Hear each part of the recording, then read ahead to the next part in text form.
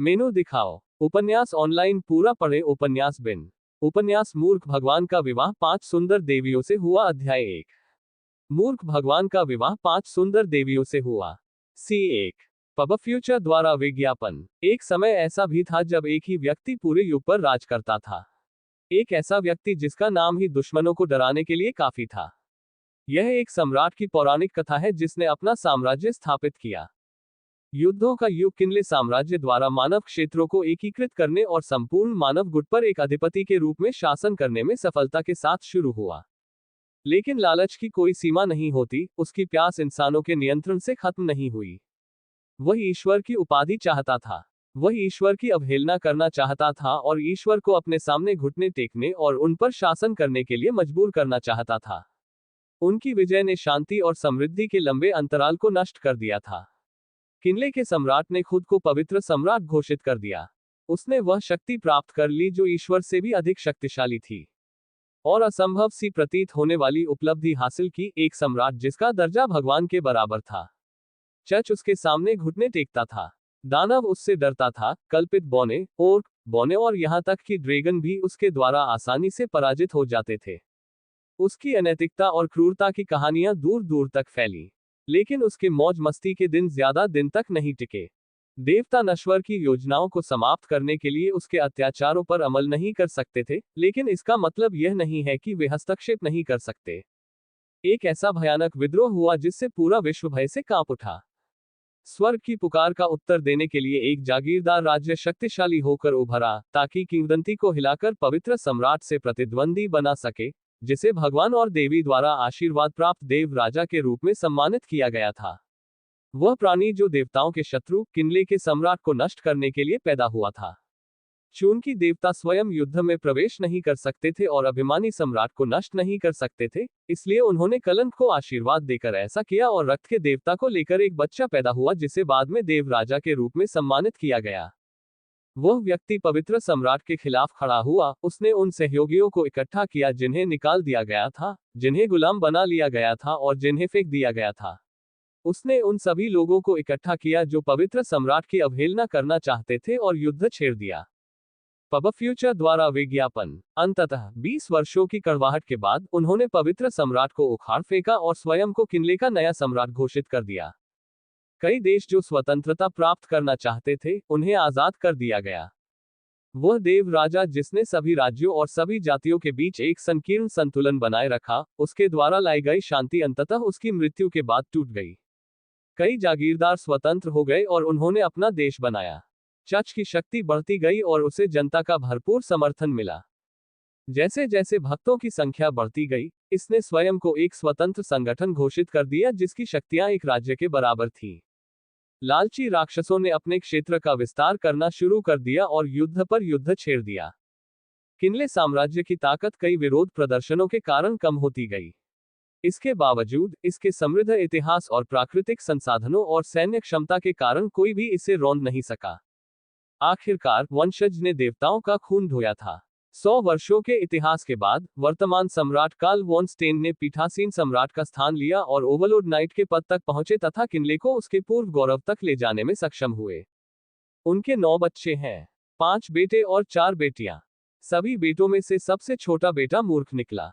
बच्चे को जन्म देते समय जटिलताओं के कारण उसका दिमाग वनस्पति सी हो गया और उसकी मां की मृत्यु हो गई।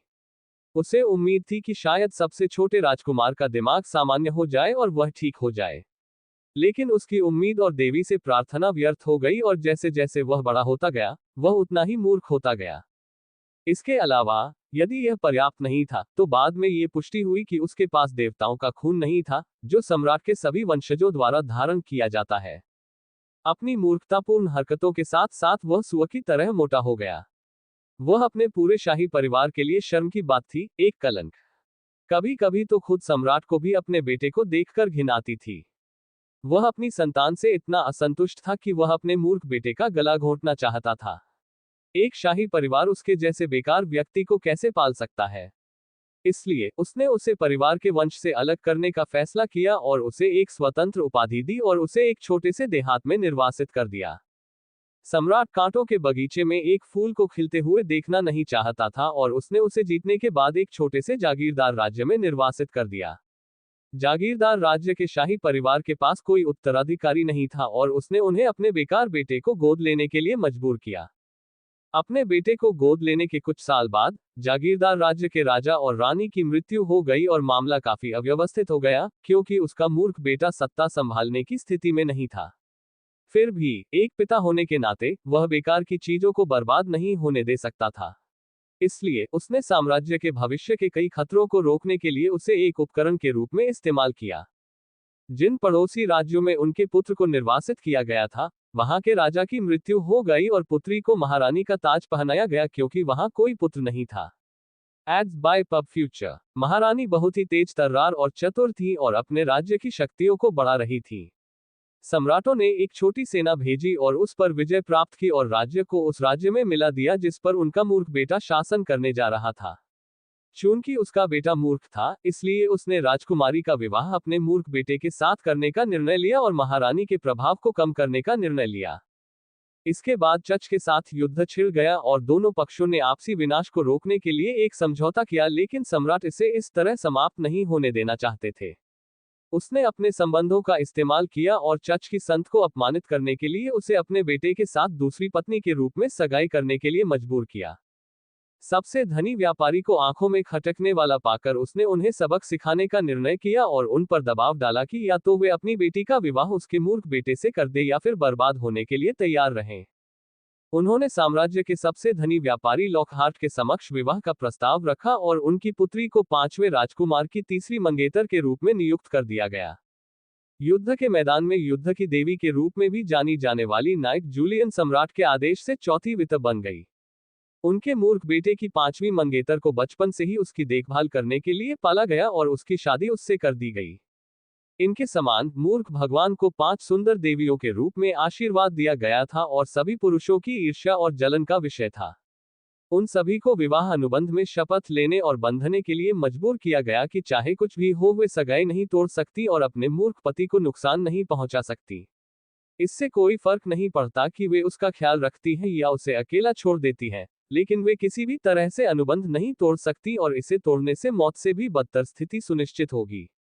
यदि वे अपने वचनों से मुकर जाएं तो मृत्यु भी दया होगी।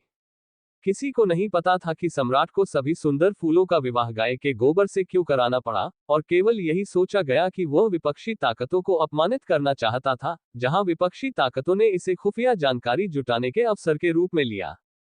उसके बाद राजा ने कभी भी हस्तक्षेप नहीं किया, न ही अपने बेटे को देखा और हमेशा के लिए उसके साथ अपना संबंध तोड़ लिया और यहां तक कि उससे स्टेन की उपाधि भी छीन ली गई। इस तरह वे नेवान नामक जागीरदार राज्य में अपना जीवन व्यतीत करने लगे, जिसकी स्थिति किसी भी अन्य छोटे राज्य की तुलना में बदतर थी।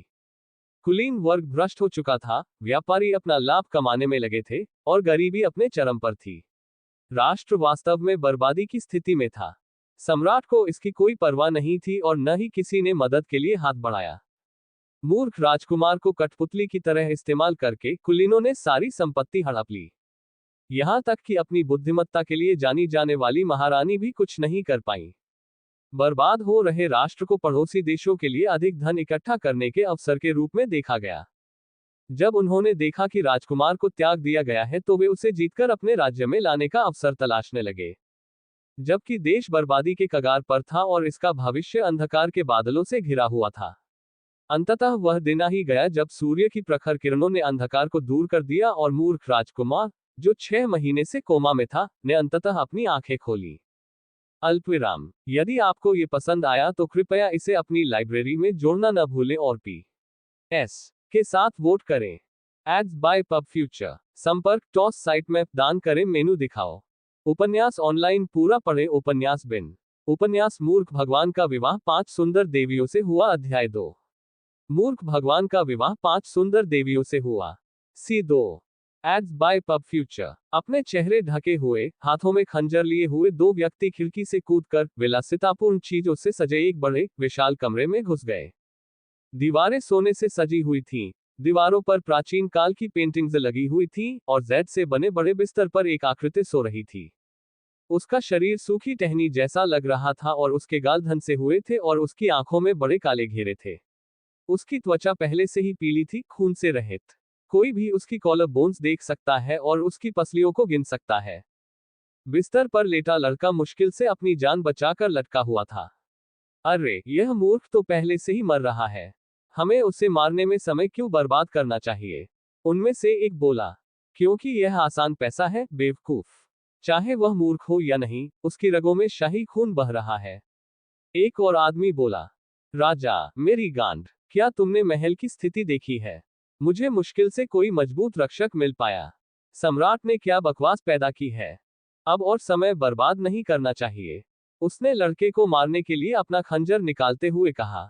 जैसे ही वह कुछ कदम आगे बढ़ा, उसने अपने साथी से कोई उत्तर न पाकर मुंह सिकोड़ लिया और पीछे मुड़कर देखा तो पाया कि उसके पीछे कोई नहीं है। तुम कहाँ चले गए थे? लुका छिपी का खेल बंद करो। उसने धीरे से बुदबुदाते हुए अपने साथी से चालें बंद करने को कहा। लेकिन इससे पहले कि वह कुछ और बोल पाता, उसने एक महिला की धीमी आवाज सुनी, जिससे उसकी रीढ़ में सिहरन दौड़ गई। ओह, तो तुम मेरे स्वामी के लिए यहाँ हो। मैं हाल ही में बहुत ऊब गया हूँ, उसने कहा और खंजर को आदमी के गले पर रख दिया। औरतों को अचानक हवा में उड़ता देख उस आदमी की पीठ पसीने से भीग गई। उसे पता था कि वह उससे मुकाबला नहीं कर सकता। कृपया मुझे छोड़ दीजिए, मैं आपको उस ग्राहक के बारे में बता सकता हूँ जिसने मुझे भेजा था, उसने विनती भरे लहजे में कहा। कोई जरूरत नहीं, आप जानकारी अपने साथ नरक में ले जा सकते हैं। पब फ्यूचर द्वारा विज्ञापन। वैसे कृपया वहां पश्चाताप करें। यह आखिरी बात थी जो उस आदमी ने सुनी, उसके बाद उसकी आंखें धुंधली हो गईं। हाँ, ये चौथी बार हो चुका है। क्या राजा लोग उसे मारने की कोशिश करना बंद नहीं कर सकते? लॉर्ड पहले से ही मूर्ख है और अब वह कोमा में है। भला उसकी जान को खतरा कैसे हो सकता है? वे कमीने सिर्फ लॉर्ड की पत्नी को अपने कब्जे में लेना चाहते थे। काश मैं उन्हें चीरकर अलग कर पाता। लेकिन अगर मैं ऐसा करता हूं, तो मेरे प्रभु की जान खतरे में पड़ जाएगी। हे प्रभु, आप कब जागेंगे? काश मैं वह दिन देख पाता जब भगवान न केवल दुनिया को अपनी वीरता और पराक्रम दिखाएंगे बल्कि राज्य को एक समृद्ध युग की ओर भी ले जाएंगे। अपनी शिकायतें बुदबुदाती हुई महिला पीछे मुड़ी तो उसे झटका लगा। जब वह पीछे मुड़ी तो उसका जबड़ा खुला रह गया और उसने देखा कि बेजान स्वामी महीनों से बेहोश बैठा हुआ उसे घूर रहा है। रिया, काफी समय हो गया है। लड़के ने अपनी दयनीय स्थिति के बावजूद अपने चेहरे पर सबसे अच्छी मुस्कान लाने की कोशिश करते हुए कहा। उसका शरीर एक सूखी टहनी की तरह लग रहा था जिसमें कोई ऊर्जा नहीं थी। यहां तक कि एक साधारण सी मुस्कान भी उसके चेहरे की मांसपेशियों पर बहुत भारी पड़ रही थी। लड़की ने लड़के की ओर देखा और अचानक रो पड़ी, क्योंकि अंततः भगवान की सुरक्षा के लिए उसकी प्रार्थना स्वीकार हो गई थी। उसने घूंघट हटा दिया और उसका शरीर एक अत्यंत आकर्षक महिला में बदल गया, जिसके शरीर में कई वक्रताएं थीं। वह लड़के की ओर दौड़ी, उसकी प्रेम से भरी बड़ी काली कोमल आंखें लड़के की बेजान निगाहों से मिली, जो पत्थर से बने आदमी के दिल को भी पिघला सकती थी। अल्पविराम अल्पविराम डॉट 6 महीने पहले, कई वर्ष पहले जब राज्य की स्थापना हुई थी, तब इस दिन एक विशाल समारोह आयोजित किया गया था। मंच पर कई लोग सोने से बनी कुर्सियों पर बैठे हुए भोजन का आनंद ले रहे थे। उनके सामने उत्सव के अवसर पर कई लड़कियां नृत्य कर रही थी और कुलीन लोगों का मनोरंजन कर रही थी तथा उनकी चंचल मुस्कान किसी भी पुरुष को मोहित कर सकती थी। उच्च अधिकारी कुलीन लोग थे जो यहाँ उत्सव मनाने के लिए एकत्र होते थे और इस भव्य समारोह के लिए धन राज्य के खजाने से जुटाया जाता था। जब कुलीन लोग आनंद ले रहे थे और अपना पैसा फेंक रहे थे, तो वहां एकत्रित आम लोग कुलीनों की ओर इस आशा से देख रहे थे कि शायद उन्हें उनके द्वारा फेंका गया बचा हुआ भोजन मिल जाए। मंच के बीच में कई रईसों से घिरा हुआ 19 साल का एक मोटा ताजा लड़का बैठा था जो सुअर के पैर खा रहा था। उसके हाथ तेल से सने हुए थे और उसके बाल अस्त व्यस्त थे। पल के सुनहरे बाल और लाल आंखें उसे घिनौने सुअर जैसा बना रही थी। जो कोई भी उसकी तरफ देखता था उसे उल्टी आने लगती थी। रईसों को हमेशा इस सुअर को थप्पड़ मारने की इच्छा होती थी, लेकिन वे जानते थे कि वे ऐसा नहीं कर सकते क्योंकि वह जल्द ही राजा बनने वाला था और उनका सुनहरा बत्तख था। ब्लर्प एड्स बाय पब फ्यूचर। लड़के ने संतुष्ट भाव से अपने विशाल गोलपेट को थपथपाया, फिर उसने लड़कियों की ओर देखा। उसने अपने पास बैठे आदमी को खींचा और पूछा, वे इस तरह क्यों नाच रहे हैं और आज क्या अवसर है? ये बहुत रंगीन लग रहा है। शव ने उत्सुकता से पूछा, क्योंकि उसे तो ये भी नहीं पता था कि वह यहाँ क्या कर रहा है। महाराज, आज हर कोई राज्य की स्थापना का जश्न मना रहा है। हर कोई अपने महान राजा को देखने के लिए यहाँ आया है, जिसकी बहादुरी की कहानियां दूर दूर तक फैली हुई हैं। उसके बगल में बैठा आदमी बोला। वह व्यक्ति राज्य का वित्त मंत्री था, लेकिन राज्य के राजस्व में सुधार करने के बजाय वह अपनी संपत्ति में सुधार करने पर अड़ा हुआ था। ओह, बढ़िया बढ़िया, मोटा लड़का बोला। राजा को खुश देखकर वह व्यक्ति बोला, वैसे महाराज, क्या आपको समारोह में कोई कमी महसूस नहीं हो रही है? इसमें कमी है। हम कैसे? हाँ, अब जब तुमने कहा है कि पर्याप्त भोजन नहीं है। मोटा लड़का बोला, अपनी ठोड़ी को रगड़ते हुए, जबकि उसके शरीर की चर्बी हिल रही थी। मुझे लगता है कि महाराज को ज्यादा पैसे खर्च करने चाहिए। कृपया इस विनम्र सेवक को समारोह को और भव्य बनाने की अनुमति दे ताकि यह आपके कद को लाभ पहुंचा सके। अगर हम पर्याप्त खर्च नहीं करेंगे, तो हर कोई सोचेगा कि राजा कंजूस है और सिर्फ पैसा बचा रहा है। क्या ऐसा कैसे हो सकता है? जितना चाहो उतना पैसा लो, इसे और बढ़िया बनाओ। सब खर्च कर दो। बचत करने की कोई जरूरत नहीं है, तुम्हें मेरा पूरा समर्थन है। मोटा लड़का बोला और वापस नाश्ता खाने लगा। वह आदमी भेड़िए जैसी मुस्कान बिखेरते हुए मुस्कुराया और दूसरों की ओर देखकर संकेत दिया कि उनकी योजना इस गुल्लक से पैसे ऐंठने में सफल हो गई। जैसे ही वे अपनी सफलता का जश्न मनाने वाले थे, आसमान में घने काले बादल छा गए। आसमान में अंधेरा छा गया और तेज गड़गड़ाहट की आवाजें सुनाई देने लगी। जैसे ही एक बड़ा तूफान आया और चारों ओर से तेज हवाएं चलने लगी, उसके बाद बिजली गिरने लगी, लोग तितर बितर होने लगे। लेकिन किसी ने भी पिंगी किंग पर ध्यान नहीं दिया, क्योंकि वह मामले की मूल बात को समझने में असमर्थ था और उसने सोचा कि वे कोई खेल खेल रहे हैं। मंच पर उपस्थित लोग भागने लगे और सुरक्षा में लगे पहरेदार राजा की रक्षा के लिए उसकी ओर बढ़े, क्योंकि उन्होंने देखा कि मूर्ख इस स्थिति में भी खाने में व्यस्त था, लेकिन इससे पहले कि वे उस तक पहुंच पाते, वे भाग गए। एक बहुत बड़ी बिजली चमकी, जिससे पूरा क्षेत्र प्रकाशमय हो गया तथा अचानक चमकी रोशनी से सभी का दृश्य अंधकार में हो गया। जैसे ही रोशनी कम हुई, सभी की आंखें भय से फैल गईं, क्योंकि उन्होंने देखा कि एक काला जला हुआ व्यक्ति अपना मुंह खोले हुए उनकी ओर देख रहा था। बिजली सीधे राजा पर गिरी थी। नहीं, सभी लोग घबराकर चिल्लाने लगे, क्योंकि पूरे क्षेत्र में लोगों की भयानक चीखें और कर्कश ध्वनि गूंज रही थी। पब फ्यूचर द्वारा विज्ञापन। संपर्क टॉस साइट मैप दान करें, मेनू दिखाओ। उपन्यास ऑनलाइन पूरा पढ़े। उपन्यास बिन। उपन्यास मूर्ख भगवान का विवाह 5 सुंदर देवियों से हुआ। अध्याय 3। मूर्ख भगवान का विवाह 5 सुंदर देवियों से हुआ। C3। पब फ्यूचर द्वारा विज्ञापन। एक विशाल कमरे में 5 सुंदर महिलाएं मौजूद थीं, जिनकी सुंदरता किसी देवी के समान थी।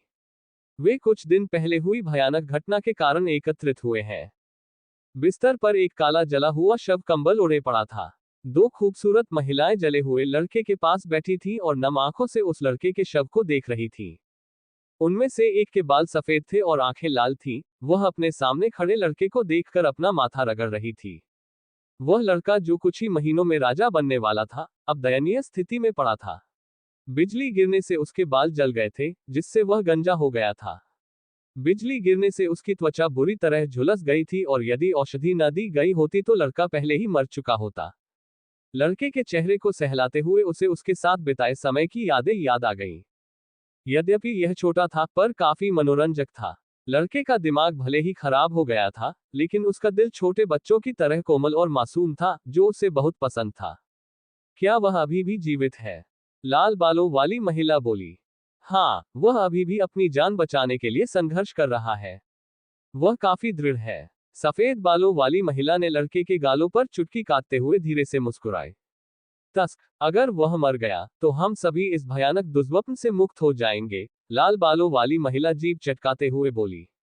पूरा माहौल ठंडा हो गया, क्योंकि 3 हत्यारों ने उसे घेर लिया।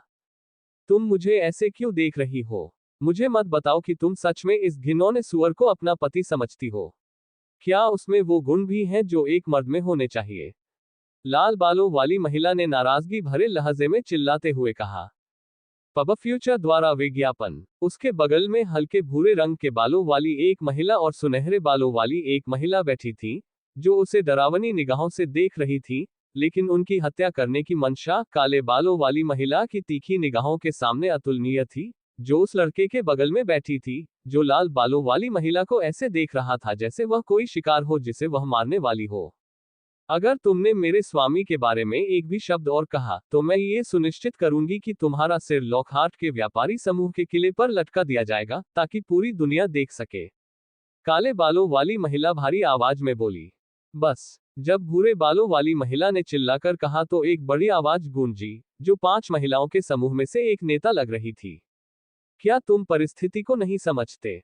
अगर वह मर गया तो राज्य में अराजकता फैल जाएगी, हमें साम्राज्य से कोई मदद नहीं मिलेगी और उत्तराधिकार का युद्ध छिड़ जाएगा। अगर वे लालची कमीने रईस युद्ध जीत गए तो राज्य, जो पहले से ही विनाश के रास्ते पर है, विलुप्त होने के रास्ते पर चला जाएगा, उसने कहा। और हम सब दूसरों के लिए खिलौने बन जाएंगे और उनके गुलाम बन जाएंगे। हम सब उसके साथ अनुबंध से बंधे हैं और उससे विवाहित हैं। भले ही वह मर जाए, हम कभी भी अपने पिछले जन्मों में वापस नहीं जा सकते, उसने अपनी सीट से उठते हुए कहा। इसके अलावा अगर वह ऐसा करता है तो हम सब उसके साथ मर जाएंगे। क्या तुम्हें लगता है कि किले का सम्राट हमारी जान बख्श देगा? या तो वह हमें मार देगा या हमें गुलाम बना लेगा, वह बोली और बिस्तर की ओर चलने लगी। बिस्तर के सामने खड़ी होकर उसने उस लड़के को देखा जो बेहोशी की हालत में था। वह नेवन के पश्चिमी भाग में स्थित एक छोटे से राज्य की रानी थी। उसका नाम कैथरीन था और हर कोई उसकी बुद्धिमत्ता के लिए उसे कैथरीन विजमैन के नाम से पुकारता था। उसने अपने राष्ट्र को कर्ज और विनाश से निकालकर आज की स्थिति तक पहुंचाया था, लेकिन साम्राज्य द्वारा उसका अंत कर दिया गया। फिर भी उसे नहीं मारा गया और उसे इस मूर्ख से शादी करने पर जीने का मौका दिया गया। ऐसे व्यक्ति से विवाह करने की अपेक्षा जो उसे एक साधन के रूप में मानता है, इस राजकुमार से विवाह करना बेहतर था, जो अपने जीवन में डूबा रहता है और उसके मार्ग में हस्तक्षेप नहीं करता। उसने कमरे में चारों ओर देखा और कहा, क्या उसे बचाने का कोई रास्ता नहीं है? उसका प्रश्न सुनकर सफेद बालों वाली महिला बोली, दवाएं काम नहीं कर रही हैं और वे केवल उसके जीवन को बनाए रखने में सक्षम हैं, लेकिन वे अपरिहार्य को लंबा नहीं खींच सकती हैं। सवाल सुनकर माहौल गमगीन हो गया। लड़का चाहे कैसा भी हो, वह उनका पति था और वे उसे इस तरह मरते हुए कैसे देख सकते हैं? यद्यपि वह मूर्ख था, फिर भी वह उन लालची लोगों से बेहतर था जो अपने शरीर के प्रति लालची थे। सफेद बालों वाली महिला ने अपनी आंखें बंद कर ली और कई चीजों के बारे में सोचने लगी और अंत में कहा, उसे बचाने का कोई रास्ता हो सकता है। वहां उपस्थित सभी लोग कान खड़े करके उसकी ओर देखने लगे। मैंने मंदिर में एक अनुष्ठान देखा है। अगर हम उसका पालन करें और हम सभी अपने जीवन काल का कुछ हिस्सा बलिदान कर दें, तो हम उसे मृत्यु से बचा सकते हैं, उसने कहा। क्या यह संभव है? काले बालों वाली महिला ने कहा। हमें उसके लिए अपना जीवन बलिदान करना होगा। क्या तुम मजाक कर रहे हो? लाल बालों वाली महिला ने झुंझलाहट भरे स्वर में कहा। पब फ्यूचर द्वारा विज्ञापन। हम सभी का जीवन काल 100 साल का होता है और जैसे जैसे हमारा पद बढ़ता है, हम अपना जीवन काल बढ़ा सकते हैं। हमें अपने जीवन काल का ज्यादा हिस्सा देने की जरूरत नहीं है।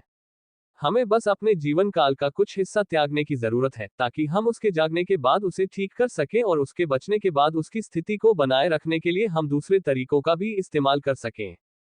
वह एक क्षण के लिए रुकी, अपने होठों को काटते हुए बोली, एकमात्र समस्या यह है कि यह बहुत दर्दनाक होगा। अरे, तो अब हमें भी उसकी वजह से तकलीफ उठानी पड़ेगी। बढ़िया, लाल बालों वाली महिला गुस्से से बोली, लेकिन उसकी आंखों में डर की झलक थी। क्या हम ऐसा करने जा रहे हैं? लाल बालों वाला कांपती आवाज में बोला। हमें ये करना ही होगा। उसकी पत्नियों के रूप में हमें अपने पति की रक्षा के लिए हर संभव प्रयास करना चाहिए। इसके अलावा यह मत भूलो कि हमारा जीवन उसके साथ जुड़ा हुआ है। भूरे बालों वाली महिला बोली। ठीक है, जो भी हो, चलो इसे जल्दी से खत्म करते हैं, लाल बालों वाली महिला झुंझलाहट के साथ बोली। लाल बालों वाली महिला ने सुनहरे बालों वाली महिला की ओर देखा, जो हमेशा चुप रहती थी। ये देखकर कि वह कुछ नहीं बोल रही है, उसने अपने कंधे उचका दिए। सफेद बालों वाली महिला ने सिर हिलाया और सभी को हाथ जोड़कर एक घेरा बनाकर खड़े होने को कहा। पांचों खूबसूरत महिलाएं, जिनकी संयुक्त सुंदरता दुनिया को प्रभावित कर सकती है और जिनकी एक झलक आपका दिल चुरा सकती है, एक दूसरे का हाथ थामे एक घेरा बनाकर खड़ी थीं।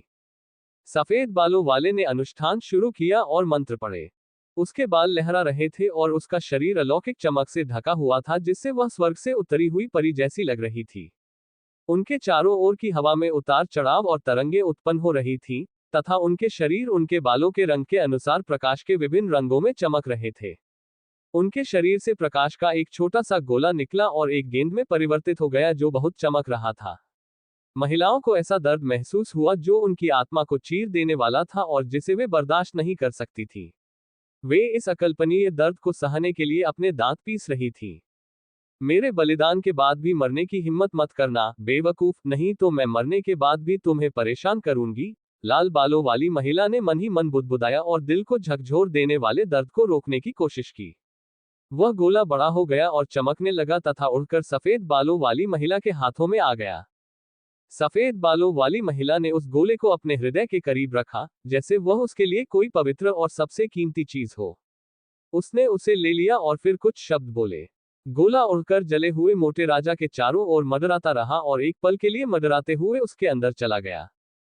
प्रकाश की एक किरण लड़के पर उतरी और जला हुआ शरीर दृश्य दर से बदलने लगा। उसके गंजे सिर पर बाल उगने लगे। उसकी त्वचा फिर से पहले जैसी मुलायम और चमकदार हो गई और वह अंततः अपने मानव रूप में वापस आ गया और उसकी सांसें जो धीमी हो गई थीं, तेज होने लगी। वह क्यों नहीं जाग रहा है? काले बालों वाली महिला बोली। इसमें समय लगेगा। हमने अभी अभी उसकी आत्मा को पोषण दिया है जो टूटने के कगार पर थी। वह धीरे धीरे ठीक हो जाएगा, हालांकि इसमें कुछ दिन या कुछ साल लग सकते हैं। सफेद बालों वाली महिला ने कहा और उस लड़के को देखा जो एक मासूम प्यारे भाव के साथ सो रहा था। पब फ्यूचर द्वारा विज्ञापन। संपर्क टॉस साइट में दान करें मेनू दिखाओ। उपन्यास ऑनलाइन पूरा पढ़े। उपन्यास बिन। उपन्यास मूर्ख भगवान का विवाह 5 सुंदर देवियों से हुआ। अध्याय 4। मूर्ख भगवान का विवाह 5 सुंदर देवियों से हुआ। C4। पब फ्यूचर द्वारा विज्ञापन। एक ऐसी जगह जो शून्यता से भरी थी, जहां समय का प्रवाह अस्तित्व में नहीं था और सब कुछ अंधकार से भरा था। ऐसा लग रहा था कि वह स्थान अनंत तक फैला हुआ है और वहां प्रकाश की एक भी किरण नहीं है। एक शरीर अंधकार में तैर रहा था, शून्य में अंतहीन रूप से बह रहा था। शून्य के सागर पर तैर रहे उस व्यक्ति ने अचानक अपनी आंखें खोली और अपनी आंखें रगड़ने लगा क्योंकि उसे लगा कि वह अंधा हो गया है, लेकिन कुछ देर तक आंखें रगड़ने के बाद भी वह कुछ भी देख पाने में सक्षम नहीं था। वह अपने हाथ पैर हिलाने की कोशिश कर रहा था लेकिन वह कुछ भी करने में सक्षम नहीं था। ये समझने में असमर्थ कि क्या हो रहा है और वह कहाँ है। वह चिल्लाया और कोसने लगा, क्या बकवास हो रहा है। उसने चारों ओर देखा लेकिन कुछ भी नहीं पा सका। ऐसा महसूस हुआ जैसे वह शून्य में था जहां कोई भौतिक पदार्थ मौजूद नहीं था जो उसे उसके मूल में पवित्र बनाता था। मैं कहाँ हूं? क्या मैं मर गया? रुको, मैं कौन हूं? मेरा नाम है, मेरा नाम। उसने अपना नाम याद करने की कोशिश की लेकिन वह ये याद नहीं कर पाया कि वह कौन था। उसकी यादें शून्य थी, मानो वह कहीं से प्रकट हो गया हो। जैसे ही उसने अपने दिमाग पर जोर डाला, अचानक एक भयंकर दर्द ने उस पर हमला कर दिया। अतीत और वर्तमान की विभिन्न स्मृतियों के आपस में जुड़ जाने से वह चीख उठा और वह पूरी ताकत से चिल्लाया, क्योंकि उसे लगा कि उसका मस्तिष्क फटने वाला है। आर्घ है, मैं कौन हूं? एलेक्स या जॉर्ज? लड़के ने खुद से सवाल किया क्योंकि उसे महसूस हुआ कि उसने 2 जिंदगियां जी ली हैं और उसके पास 2 अलग अलग जिंदगियों की यादें हैं। उनकी यादों के अनुसार अपने पहले जीवन में वह एक सामान्य व्यक्ति थे, जिन्हें एक लड़की से प्यार हो गया और वह उसके साथ रहने लगे, लेकिन जिस लड़की से वह सबसे अधिक प्यार करते थे, वह कैंसर से पीड़ित होकर मर गई। पब फ्यूचर द्वारा विज्ञापन। उसकी मृत्यु के बाद वह इतना दुखी और उदास हो गया था कि उसने अपने दर्द को भूलने के लिए शराब पर निर्भर हो गया था और ज्यादातर समय वह एक बेजान कठपुतली की तरह यहाँ वहां पड़ा रहता था और अपने आसपास के सभी लोगों को खोने का आघात उसे घेर लेता था जो उसे परेशान करता था और उसके लिए दुष्स्वप्न बन गया था। लेकिन अंततः वह इस यातना से मुक्त हो गया, क्योंकि उसके साथ एक दुर्घटना घटी जिससे उसे शाश्वत शांति प्राप्त हुई, लेकिन उसने ऐसा ही सोचा था। और यह अभी खत्म नहीं हुआ था क्योंकि उसकी आत्मा को पुनः पुनर्जन्म के चक्र में घसीटा गया। उसके मन में धीरे धीरे दूसरे जीवन की यादें उभरने लगी। दूसरे जीवन में वह चांदी के चम्मच के साथ पैदा हुआ था, जो सबसे शक्तिशाली सम्राट का सबसे छोटा पुत्र था, लेकिन वह अपनी स्थिति का आनंद नहीं ले पाया। राजकुमार दुनिया की सारी दौलत का आनंद ले सकता था, लेकिन उसे जन्म देते समय उसकी मां कुछ जटिलताओं के कारण मर गई और वह एक मूर्ख निकला जिसका दिमाग मानसिक रूप से क्षतिग्रस्त हो गया था। 1 दशक के बहिष्कार और अपमान के बाद उन्हें निर्वासित कर दिया गया और एक छोटे से राज्य में भेज दिया गया। निर्वासन के बाद भी उसे अकेला नहीं छोड़ा गया क्योंकि उसके पिता ने उसे अपने दुश्मनों को अपमानित करने के लिए एक उपकरण के रूप में इस्तेमाल किया, जिससे उनकी कीमती बेटी की शादी उसके जैसे मूर्ख मोटे व्यक्ति से हो गई। उसे याद आया कि उसने 5 स्त्रियों से विवाह किया था जो देवी के समान सुंदर थी। एक महारानी, युद्ध की देवी वाल्किरी, संत धन की देवी और छाया रानी। ये परिचित नाम थे जिनसे उनकी पत्नियां उनके दूसरे जीवन में जानी जाती थीं, लेकिन किस्मत ने उन्हें धोखा दिया। उसे उनकी मिठास का आनंद लेने का मौका नहीं मिला और वह अपने पिता के हाथों एक मोहरा मात्र था, यहाँ तक कि उसे निर्वासित कर दिया गया था क्योंकि वह एक मूर्ख था। वह सिर्फ एक नाचने वाली कठपुतली था जिसका इस्तेमाल रईसों ने सारा पैसा लूटने के लिए किया और अंत में उसे बिजली गिरने के बाद अपनी मृत्यु याद आई। भगवान के लिए मैं कितना बदकिस्मत हूँ। एक जन्म में मेरे पास सब कुछ नहीं था और मैं दयनीय रूप से मर गया, जबकि दूसरे जन्म में मेरे पास सब कुछ था लेकिन फिर भी मैं बिजली गिरने से मर गया। वहां मौजूद सभी लोगों में से मैं बिजली गिरने वाला सबसे बदकिस्मत व्यक्ति था। धिक्कार है। भाड़ में जाओ तुम। मरने के बाद भी मुझे एक पल की शांति नहीं मिलेगी और इस घटिया जगह पर नहीं खींचा जाएगा। अरे यार, मैं कहाँ हूँ? इस जगह क्या है? उसने जी भरकर कोसना शुरू कर दिया। जब वह अपने जीवन पर विलाप कर रहा था, तो प्रकाश की कई चमकदार किरणें उस पर चमकी और उसके चारों ओर का अंधकार अचानक गायब हो गया, जैसे कि वह कभी अस्तित्व में ही नहीं था। अचानक आई रोशनी ने उसे लगभग अंधा कर दिया। अपनी आंखें मलने के बाद उसने देखा कि उसके सामने एक सिंहासन है और उस पर एक खूबसूरत महिला बैठी हुई उसे घूर रही है। जैसे ही वह उसकी सुंदरता को देखने लगी, उसका दिल तेजी से धड़कने लगा और दिमाग भी गड़बड़ा गया। महिला खड़ी हुई और उस पर एक और प्रकाश डाला और उसका दिमाग सामान्य हो गया। भले ही आप मेरे आकर्षण से प्रभावित हैं, फिर भी यह आश्चर्यजनक है कि आप अपनी इच्छा को अनियंत्रित होने से रोकने में सक्षम थे। महिला ने मोहक मुस्कान देते हुए कहा। पब फ्यूचर द्वारा विज्ञापन। तुम कौन हो? लड़के ने भयभीत भाव से पूछा। मैं देवी रेबेका हूं, महिला ने उत्तर दिया। लड़के की पुतली सिकुड़ गई और उसके मुंह से कोई शब्द नहीं निकला। देवी रेबेका, लोगों द्वारा पूजी जाने वाली पवित्र देवियों में से एक। कृपया मेरे साथ मजाक न करें। क्या मजाक है? उसने बड़बड़ाते हुए कहा क्योंकि उसे लगा कि यह सब सिर्फ एक भ्रम था जो उसे मरने के बाद हो रहा था। यह कोई भ्रम नहीं है और तुम मरे नहीं हो। देवी बोली। क्या? कैसे? वह आश्चर्य से बोला। ऐसा इसलिए है क्योंकि मेरी बेटी ने तुम्हारी जान बचाने के लिए अपनी जान कुर्बान कर दी। लड़के ने एक और आवाज सुनी, लेकिन मोहक आवाज के विपरीत यह आक्रोश से भरी थी। टस्क, सिर्फ एक बेवकूफ के लिए मेरी प्यारी बेटी ने अपनी जिंदगी का एक हिस्सा कुर्बान कर दिया। टस्क, वह बोली। चुप रहो, यहां तक कि मेरी प्यारी बेटी ने भी इस बेवकूफ के लिए अपना हिस्सा बलिदान कर दिया।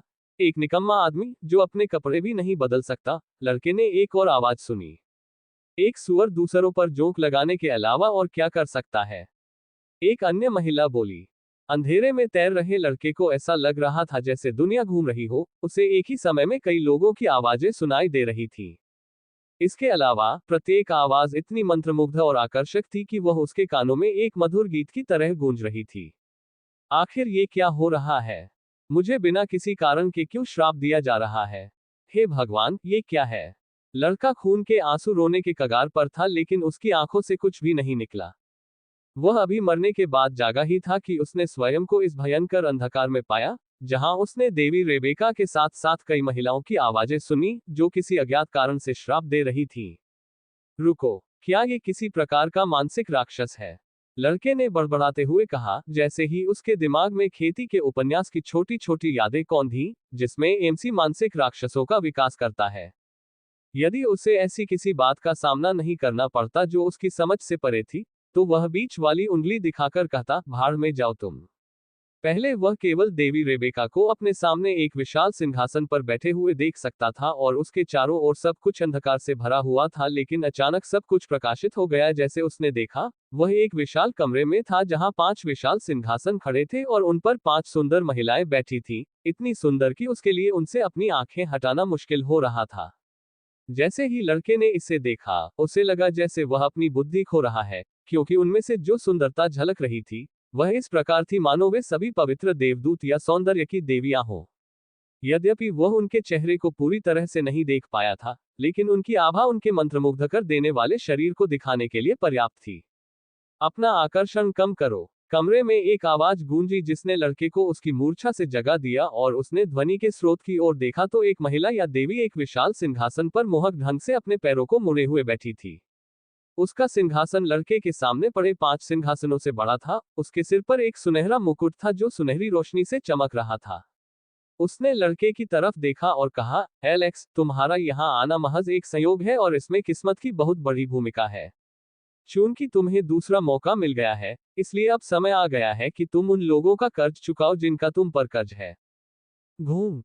उसकी बातें सुनते ही लड़के ने अपनी लार निगल ली। पब फ्यूचर द्वारा विज्ञापन। संपर्क टॉस साइट मैप दान करें मेनू दिखाओ। उपन्यास ऑनलाइन पूरा पढ़े उपन्यास बिन।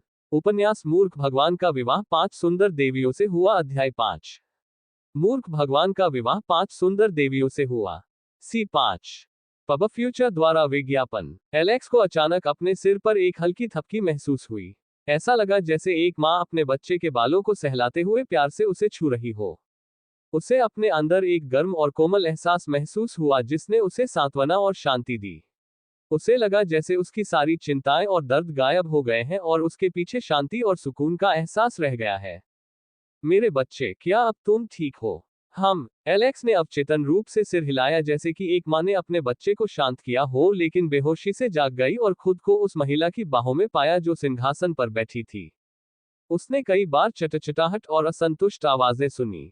उसे ये सुनने के लिए स्रोत की ओर देखने की जरूरत नहीं थी कि आवाजें कहां से आ रही थी। एलेक्स कुछ कहना चाहता था लेकिन उसकी आवाज लड़खड़ा गई। इससे पहले कि एलेक्स कुछ बोल पाता, महिला ने अपनी उंगली उसके होठों पर रख दी और बुदबुदाया, धैर्य रखें, आपको अपने सभी प्रश्नों के उत्तर पता चल जाएंगे। महिला ने रेबेका की ओर देखा और वह एलेक्स के बालों को प्यार से सहला रही थी। रेबेका ने रानी देवी को देखा और आह भरते हुए समझाना शुरू किया, अलेक्सा, मुझे आशा है कि आप कम से कम ये याद रख सकते हैं कि बिजली की चपेट में आने से आप लगभग मर ही गए थे। एलेक्स ने सिर हिलाया। यह अच्छी बात है। अब मैं संक्षेप में बताती हूँ कि आगे क्या हुआ, रेबेका बोली। रेबेका ने कहा, आप मौत के दरवाजे पर थे लेकिन मेरी बेटी ने अंतिम क्षण में एक निषिद्ध अनुष्ठान द्वारा आपकी जान बचाई। पब फ्यूचर द्वारा विज्ञापन। बेटी शब्द सुनते ही एलेक्स की भौहें तन गईं और उसने उत्सुकता से पूछा, आपकी बेटी? रुको, आपका मतलब है देवी की एक बेटी है? रेबेका ने सिर हिलाया और कहा, दरअसल हम सभी देवियों की एक बेटी होती है। इसका मतलब यह नहीं है कि हम बेटी को जन्म दे रहे हैं।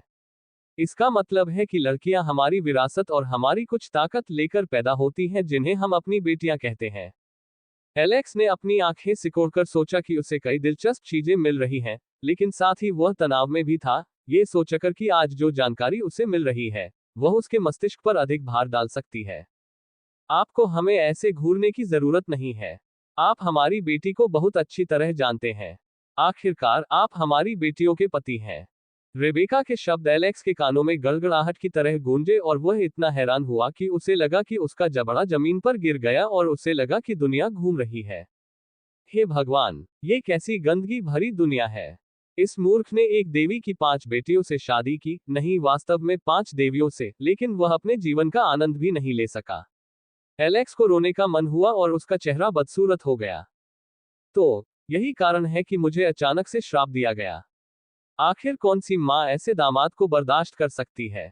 अगर मेरी बेटी को ऐसे बेवकूफ से शादी करने के लिए मजबूर किया जाए तो मैं भी नाराज हो जाऊंगा। यहां तक कि एलेक्स भी अपने आप से घृणा करता था, क्योंकि जिस तरह से उसने अपने दूसरे जीवन में जीवन जिया और व्यवहार किया, यदि उसके दोनों जीवन की यादें ताजा न होती और सौभाग्य से वह यहां न आ पाता, तो उसका जीवन बेकार होता। हालांकि उससे याद है कि उसकी पत्नियों को उससे शादी करने के लिए मजबूर किया गया था, लेकिन फिर भी शादी आखिरकार शादी ही होती है और उनके पति एक मूर्ख, मेरे जैसा एक बेवकूफ सुअर थे। कितनी अफसोस की बात है। एलेक्स ने आह भरी। अब बताओ तुम यहाँ क्यों हो? तुम फिर से पुनर्जन्म के चक्र में प्रवेश करने वाले थे, लेकिन जैसे ही हमारी बेटियों ने तुम्हें बचाने के लिए अपने जीवन के कुछ हिस्से का बलिदान दिया और तुम्हें मौत के दरवाजे से बाहर निकाला गया और तुम एक भटकती आत्मा बन गए।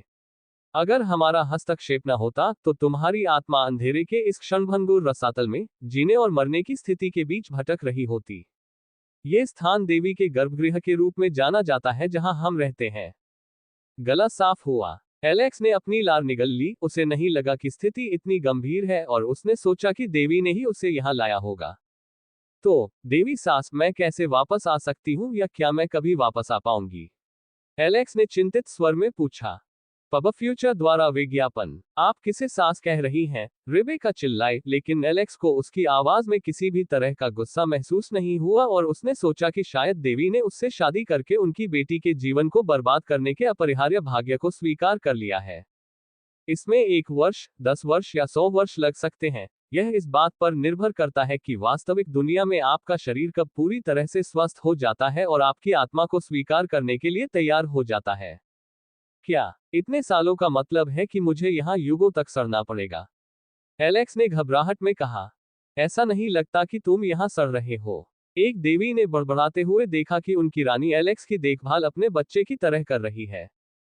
अलेक्सा, सुनो मेरे बच्चे, रानी देवी ने गर्मजोशी से भरी आवाज में कहा। एलेक्स को नहीं पता कि यह वास्तविक था या रानी देवी अपनी शक्ति का प्रयोग कर रही थी, लेकिन उनके शब्दों ने हमेशा उसे सुरक्षा और अपनेपन का एहसास दिलाया। चूंकि तुम यहाँ हो, हम तुम्हें तुम्हारी और तुम्हारी पत्नियों की भविष्य की समृद्धि के लिए अपनी क्षमता के अनुसार वे सभी बातें सिखाएंगे जो हम जानते हैं। तुम्हारे सामने एक क्रूर भाग्य है, इसलिए तुम्हें अपने भाग्य का सामना करने के लिए और अधिक मजबूत होना होगा। समृद्धि की देवी, बुद्धि की देवी, युद्ध की देवी, धन की देवी, वासना की देवी, वे तुम्हें वे चीजें सिखाएंगी जो वे जानते हैं। इसलिए एक कठिन प्रशिक्षण सत्र से गुजरने के लिए तैयार रहें। जब रानी देवी उसे समझा रही थी, तब वासना की देवी का नाम सुनते ही एलेक्स के दिमाग में बिजली सी कौंध गई। तो मेरी शादी भी वासना की देवी की बेटी से हुई है। उसके माथे से पसीना टपक पड़ा। वैसे उसकी पत्नी में से कौन वासना की देवी बेटी है? एलेक्स ने सोचा, जैसे कई विकृत विचार उसके दिमाग में आए, लेकिन उसने उन्हें साफ करने के लिए अपना सिर हिला दिया। जब रानी देवी ने बताया कि वह उससे प्रभावित हो गई है और उसने उससे अपने पुत्र के रूप में गोद लेने का निर्णय लिया है, तो उसने निर्णय लिया कि युद्ध की देवी ही उसे सबसे पहले शिक्षा देंगी, क्योंकि उसके लिए सबसे महत्वपूर्ण बात है कि वह अधिक शक्तिशाली बने। यद्यपि यहाँ पढ़ाने से उनकी वास्तविक शक्ति पर कोई प्रभाव नहीं पड़ेगा और जब उनकी आत्मा उनके शरीर में वापस लौटेगी तो वे केवल ज्ञान और अनुभव ही अपने साथ ले जाएंगे, लेकिन उनके लिए यही पर्याप्त था। रुको, एलेक्स खंडन करना चाहता था और कुछ पूछना चाहता था, लेकिन उसे युद्ध की देवी ने खींच लिया और उनकी आकृतियां गायब हो गईं और अन्य रह गईं। जैसे ही एलेक्स की आकृति गायब हुई, कमरे में रखे सिंहासन भी गायब हो गए और पीछे रह गई रानी देवी, जो सिर से पैर तक जंजीर में बंधी हुई थी। रेबेका ने उसकी ओर देखा और कहा, रानी, क्या इतनी शक्ति का उपयोग करने के बाद आप ठीक हो जाएंगी? मेरी चिंता मत करो, अपने बेटे के लिए मैं अपना देवत्व भी त्याग सकती हूँ। उसकी आंखों से आंसू बह निकले और गाल भीग गए, जब उसने उन अनगिनत प्राणियों के बारे में सोचा जिन्हें उस प्राणी द्वारा मारा जा रहा है। अब सब कुछ किस्मत के हाथ में है। केवल समय ही तय करेगा कि दुनिया बचेगी या अंधेरे में डूब जाएगी। मेनू दिखाओ। उपन्यास ऑनलाइन पूरा पढ़े। उपन्यास बिन। उपन्यास मूर्ख भगवान का विवाह 5 सुंदर देवियों से हुआ। अध्याय 6। मूर्ख भगवान का विवाह 5 सुंदर देवियों से हुआ। C6। पब फ्यूचर द्वारा विज्ञापन। एलेक्स को नहीं पता था कि कोमा में गए हुए उसे कितना समय बीत चुका है। उसकी आत्मा जीवन और मृत्यु के दायरे से गुजरने में सक्षम थी, लेकिन देवी ने उसकी आत्मा को उनके अभयारण्य में पहुंचा दिया। अभयारण्य में समय बिताने के बाद कितने वर्ष बीत गए थे, ये केवल देवी ही जानती थी, लेकिन लंबे समय के बाद अंततः उनकी आत्मा उनके शरीर में वापस आ गई थी। एलेक्स ने अपनी आंखें खोली और उस परिचित छत को देखा, जो उसे उन धुंधली यादों में याद आई थी जब वह मूर्ख था। उसने आसपास की चीजों को ऐसे देखा जैसे वह किसी लंबे सपने से जागा हो।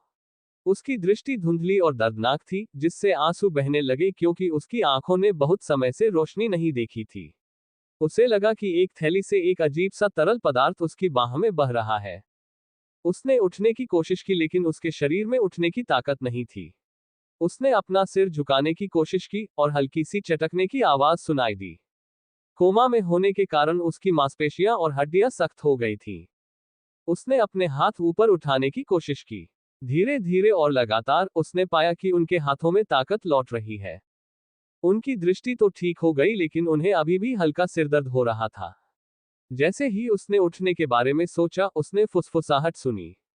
सोने का नाटक करते हुए उसने देखा कि काले कपड़े पहने 2 हत्यारे उसकी ओर आ रहे हैं। अरे वाह! एलेक्स ने मन ही मन अपनी किस्मत को कोसा। उसे कभी किस्मत का एक कतरा भी साथ नहीं मिला, चाहे वह पिछले जन्म में रहा हो या इस जन्म में। वह अभी वापस आया था और अब उसकी जान फिर से खतरे में थी। जैसे ही उसने अपने जीवन को कोसा, एक महिला की आकृति तेजी से प्रकट हुई और उसने दोनों आदमियों को उतनी ही तेजी से मार डाला, जितनी तेजी से एक बाज अपने शिकार को मारता है। पब फ्यूचर द्वारा विज्ञापन। महिला ने काले रंग का असैसिन सूट पहना हुआ था और उसकी पोशाक की चुस्त फिटिंग उसके उभारों को उजागर कर रही थी। एलेक्स ने देखा कि महिला अपना घूंघट हटा रही थी और दुखी आंखों से विलाप कर रही थी। सुडौल शरीर और खूबसूरत चेहरे को देखकर उसे पहचानने में देर नहीं लगी। रिया को बचपन से ही उनकी देखभाल करने का प्रशिक्षण दिया गया था, जो बाद में उनकी 5वीं पत्नी बनी। लेकिन देवी से मिलने के बाद उसे पता चला कि वह वासना की देवी की बेटी थी। जहां तक उसे याद है, उसकी सभी पत्नियों में से केवल रिया ही उसकी सच्ची देखभाल करती थी। वह नहीं जानता था कि कोई मोटा सुअर उसे कैसे पसंद कर सकता है जब उसे उल्टी करने की इच्छा होती है। ये सोचकर कि जब वह मोटा था तो वह कैसा दिखता था, लेकिन महीनों तक कोमा में रहने के बाद उसकी सारी चर्बी खत्म हो गई थी और अब वह हड्डियों से बने एक पतले लत्ता की तरह दिखता था। हालांकि उसे नहीं पता था कि वह कब और कैसे हत्यारिन बन गई, लेकिन उसे हल्की सी याद थी कि रिया को कुछ लोगों ने छाया रानी कहा था। उसे देखकर एलेक्स अपनी खुशी को रोक नहीं सका और बिस्तर से उठ खड़ा हुआ। रिया ने अपना काम खत्म करने के बाद पीछे मुड़कर देखा तो एक दुबला पतला, लंबे सुनहरे बालों वाला युवक उसे स्नेह भरी निगाहों से देख रहा था। उसके हाव भाव देखकर उसका हृदय रो पड़ा और उसने अपने हाथ से अपना मुंह बंद कर लिया और चिल्लाई, हे प्रभु, क्या आप जाग रहे हैं? उसकी सांसें तेज हो गईं, क्योंकि उसने भगवान को देखा जो पहले की तुलना में एक अलौकिक सौंदर्य बिखेर रहे थे। उसे सबसे ज्यादा हैरानी स्वामी की नजरों से हुई।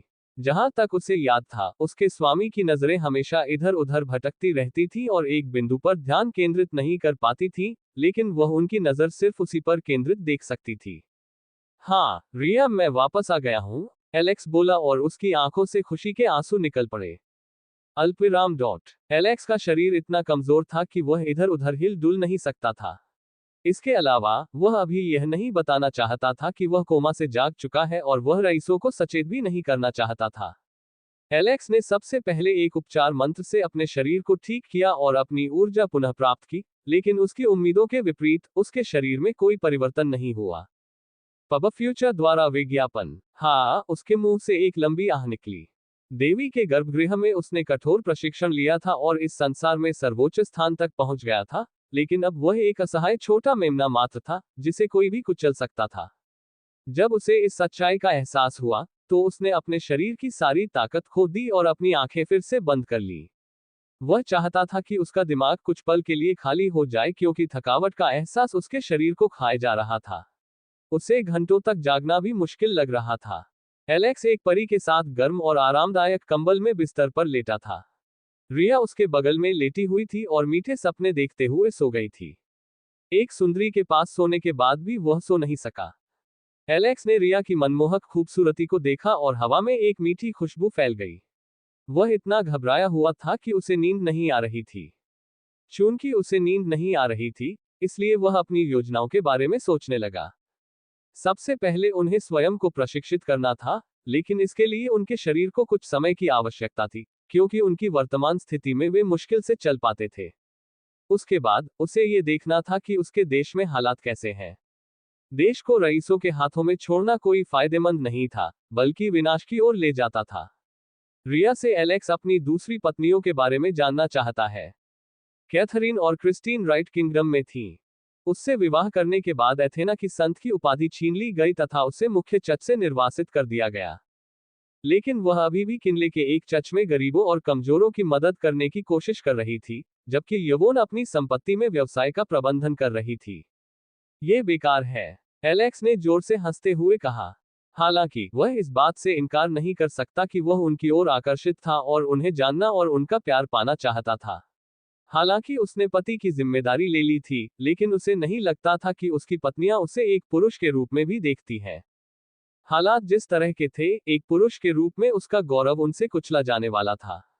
जब एलेक्स विचारों में खोया हुआ था, तो उसने अपने दिमाग से एक धीमी सी आवाज आती सुनी। क्या बकवास है, यह आरपीजी स्क्रीन कहां से उग गई?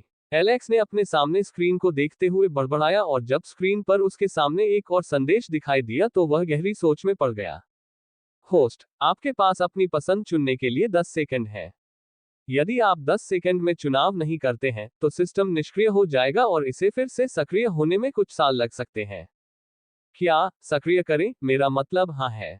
क्या बकवास है, ये तो मुझे पहले से ही धमका रहा है। पब फ्यूचर द्वारा विज्ञापन। संपर्क टॉस साइट में दान करें मेनू दिखाओ। उपन्यास ऑनलाइन पूरा पढ़े उपन्यास बिन। उपन्यास मूर्ख भगवान का विवाह 5 सुंदर देवियों से हुआ अध्याय 7। मूर्ख भगवान का विवाह 5 सुंदर देवियों से हुआ। C7। पब फ्यूचर द्वारा विज्ञापन। गल्प। एलेक्स ने अपने सामने आभासी स्क्रीन को देखकर अपनी लार रोकी और बोला, हाँ। उनके आदेश के बाद उनकी स्थिति दिखाने वाली एक स्क्रीन प्रदर्शित हुई। नाम एलेक्स वॉन स्टेन। प्रजाति मानव। रैंक कोई नहीं। स्तर 1 1 सिर्फ 0/10। HP 6/10। मन 0। ताकत 3। चपलता 2। सहन शक्ति 5। जीवन शक्ति 4। State points 0। सक्रिय कौशल सत्य की आंखें लॉक मन सेंसर लॉक सम्राट करिश्मा लॉक सम्राट दबाव लॉक लेडी लक का आशीर्वाद लॉक उपचार लॉक पुनर्स्थापना लॉक देवी बफ लॉक। निष्क्रिय कौशल piercing thrust level 0। Iron heavy swordsmanship level 0। Abyssal slash level 0। Grand martial art level 0। Mighty punch level 0। Spell locked 5 elemental breathing तकनीक लेवल 0। पब फ्यूचर द्वारा विज्ञापन। Alex की आंखें चौड़ी हो गईं जब उसने अपने सामने प्रदर्शित दयनीय स्थिति को देखा। वह बहुत कमजोर था, नहीं, वह तो बस एक टहनी था जो हवा के झोंकों से टूटकर गिर सकती थी। उनका स्वास्थ्य इतना खराब था कि छींक आने पर वे बेहोश हो सकते थे। इसके अलावा दिन रात मेहनत करके जो कौशल उसने सीखा था वह सब बंद हो गया था। हालांकि यह गलत लग सकता है यदि वह उठते ही सभी कौशलों का उपयोग करने में सक्षम हो। आखिर इस शरीर में क्या गड़बड़ है? एलेक्स ने चिढ़कर कहा। होस्ट, यह आपके शरीर की वर्तमान स्थिति है। चूंकि आप कोमा में हैं, इसलिए आपका शरीर बहुत कमजोर है। इसके अलावा आपकी आत्मा को वर्तमान शरीर के अनुकूल होने की जरूरत है। ओह! सुनते ही एलेक्स की लाल आंखें चमक उठी लेकिन आपके चेहरे पर एक शिकन दिखाई दी। वैसे आप कौन हैं और यह सिस्टम क्या है? होस्ट, मैं सिस्टम का AI हूं जो आपकी जीवन यात्रा में आपका मार्गदर्शन करेगा। अब आपके दूसरे प्रश्न के बारे में, ये देवी मार्गदर्शन प्रणाली है। ये प्रणाली जो शक्ति प्रदान करेगी वह आपसे उत्पन्न होती है। क्या शक्ति मुझसे उत्पन्न होती है? एलेक्स ने स्तब्ध भाव से पूछा। हाँ, मेजबान, अपने प्रशिक्षण के अनगिनत वर्षों के दौरान आप काफी मजबूत व्यक्ति बन गए हैं जो शीर्ष पावरहाउस को चुनौती दे सकते हैं, लेकिन यह आपके अपने शरीर में नहीं था, इसलिए आपके पास केवल इसके अनुभव और यादें हैं। रानी देवी ने अपनी दिव्यता का उपयोग किया और आपकी सारी ताकत इस प्रणाली में समाहित हो गई थी और यह प्रणाली आपको धीरे धीरे और आसानी से अपनी ताकत वापस पाने में मदद करेगी। हा, एलेक्स ने आत्महीनता भरी हंसी के साथ कहा। तो अंत में मेरी कड़ी मेहनत व्यर्थ नहीं गई। देवी के मंदिर में उसे ये भी याद नहीं रहता कि दिन और रात कैसे बीत गए। युद्ध की देवी के साथ प्रशिक्षण के दौरान उसे इतना पीटा गया कि वह इसे और सहन नहीं कर सका। और यदि यह पर्याप्त नहीं था, तो युद्ध की देवी के साथ प्रशिक्षण के बाद उसे वासना की देवी के साथ यातना सत्र से गुजरना होगा, जो उसे आकर्षण का आदी बनाने के लिए अपने सभी आकर्षणों का उपयोग करेगी। इसके बाद बुद्धि की देवी उसे अध्ययन सत्र में ले जाती, जिसके बाद देवी रेबेका उसे मंत्र सत्र में ले जाती। वैसे मेरा मैना और मैजिक शो 0 क्यों है? हालांकि बाकी सब कुछ कम है, फिर भी यह कुछ नहीं से बेहतर है। होस्ट, ऐसा इसलिए है क्योंकि आप अभी भी मन को जागृत नहीं कर पाए हैं और मेरा सुझाव है कि आप जागृति से गुजरने से बचें। क्यों? एलेक्स ने चेहरे पर गहरी उदासी लाते हुए पूछा। पब फ्यूचर द्वारा विज्ञापन। क्या आप देवी की शिक्षा भूल गए? एक बर्तन में इतनी ताकत होनी चाहिए कि वह अंदर की चीजों को समझ सके। अगर आप मन को जगाने की कोशिश करेंगे तो आपका शरीर टुकड़ों में फट जाएगा। एलेक्स का चेहरा शर्म से लाल हो गया, उस क्षण की गर्मी में वह मूल बातें भूल गया था। अधिकांश लोग जो गलतियां करते हैं, उनमें से एक है मजबूत शरीर के बिना मन को जागृत करना। एक मजबूत शरीर के साथ आपकी जागृति से आपकी ताकत और भी बढ़ जाएगी। ठीक है, अब मुझे क्या करना होगा? एलेक्स ने पूछा। होस्ट, आपको कुछ भी करने के लिए पहले जागना होगा। एलेक्स के अगले शब्द उसके गले में ही अटक गए, क्योंकि उसने सिस्टम को सुना था। क्या आप मेरा स्वास्थ्य या ताकत थोड़ी नहीं बढ़ा सकते या मुझे एक छोटा सा कार्य नहीं दे सकते? सिस्टम का काम आपको मजबूत बनाना है, न कि आपको चम्मच से खिलाना। हर बार जब आप मजबूत बनेंगे तो यह आपके काम से होगा। सिस्टम प्रक्रिया को सरल बनाएगा और इसे छोड़ेगा नहीं।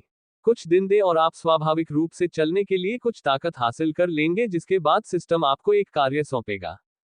पकड़ा। एलेक्स ने बुदबुदाते हुए उस सोती हुई सुंदरी को देखा जो बिना किसी चिंता के गहरी नींद में सो रही थी। एलेक्स को महसूस हो रहा था कि उसकी निगरानी करने और एलेक्स की चिंता करने के कारण रिया को अगले महीने ठीक से नींद नहीं आई। एलेक्स ने सेक्सी गुलाबी होठों को देखा और उन्हें छूने के लिए अपने हाथों को आगे बढ़ाने की कोशिश की। अगर उसके पास ताकत होती तो वह पहले ही उठकर उसे चूम लेता। आखिरकार वह केवल उसकी है और इस जीवन में केवल उसकी ही होगी, और जिसकी रक्षा करने की उसने अपनी पत्नियों की रक्षा करने की कसम खाई थी। एलेक्स को देवी से कहे गए अपने अंतिम शब्द याद आ गए, जिसमें उसने वादा किया था कि वह उनकी बेटी की देखभाल करेगा और एक योग्य पति साबित होगा। मैं चाहता हूं कि दूसरों के साथ भी इतना आसानी से घुल मिल सके। रिया और एलेक्स दोनों 19 वर्ष के थे, जबकि उनकी अन्य पत्नियां उनसे बड़ी थीं। उनकी पहली पत्नी कैथरीन महारानी थी और 25 वर्ष की हैं। वे बुद्धि की देवी की पुत्री हैं जो काफी सक्षम और अविचल आत्मा की है। उनकी दूसरी पत्नी क्रिस्टीना युद्ध की देवी की बेटी थी और एक वेल्किरी थी, जो युद्ध के मैदान में खिलने वाला एक फूल है। वह ट्रांसेंडेंट रैंक के करीब थी, लेकिन उससे शादी करने के लिए उसे अपंग बना दिया गया और उसका रैंक शिष्य स्तर पर गिरा दिया गया। उनकी तीसरी पत्नी एथेना समृद्धि की देवी की पुत्री थी, जो संत थी और अपना जीवन दूसरों की मदद करने में समर्पित करना चाहती थी, लेकिन उनका पद छीन लिया गया और उन्हें चर्च से बहिष्कृत कर दिया गया। उनकी चौथी पत्नी यवोन धन की देवी की पुत्री थी, और यदि एलेक्स को जो याद है वह सही है, तो वह काफी जहरीली जीभ वाली थी, हालांकि अंदर से वह काफी नर्म थी। उनमें से प्रत्येक एक ऐसी सुंदरता है जो युद्ध को जीतने के लिए प्रेरित कर सकती है। उनके साथ घुलने मिलने के बारे में सोचकर ही एलेक्स को सिरदर्द होने लगा था। चूंकि वह अभी अपना प्रशिक्षण शुरू नहीं कर सकता, इसलिए उसे पहले इस दुनिया और इसकी संरचना के बारे में सामान्य जानकारी प्राप्त करनी चाहिए। उसका वर्तमान जीवन एक पुनर्जन्म वाले मैक की तरह है, जहां वह दुर्घटनावश मर जाता है और एक ऐसे मृत व्यक्ति के शरीर में प्रवेश करता है जिसे उसके बारे में कोई जानकारी नहीं होती। लेकिन इससे पहले कि वह कुछ कर पाता, उसे अपने बिस्तर से उठना पड़ा। पब फ्यूचर द्वारा विज्ञापन। संपर्क टॉस साइट मैप दान करें, मेनू दिखाओ। उपन्यास ऑनलाइन पूरा पढ़े। उपन्यास बिन। उपन्यास मूर्ख भगवान का विवाह 5 सुंदर देवियों से हुआ। अध्याय 8। मूर्ख भगवान का विवाह 5 सुंदर देवियों से हुआ। C8। पब फ्यूचर द्वारा विज्ञापन। रिया द्वारा 5 दिनों की सतत देखभाल और सतत उपचार के बाद एलेक्स थोड़ा ठीक हो गया और अब वह अपनी बाहों को स्वतंत्र रूप से उठा सकता है, लेकिन अपने पैरों पर चलना और दौड़ना अभी भी उसके लिए उतना दूर था जितना उसने सोचा था। प्रतिदिन पोषक सूप दिए जाने के बाद उनके स्वास्थ्य अंक 6 से बढ़कर 7 हो गए।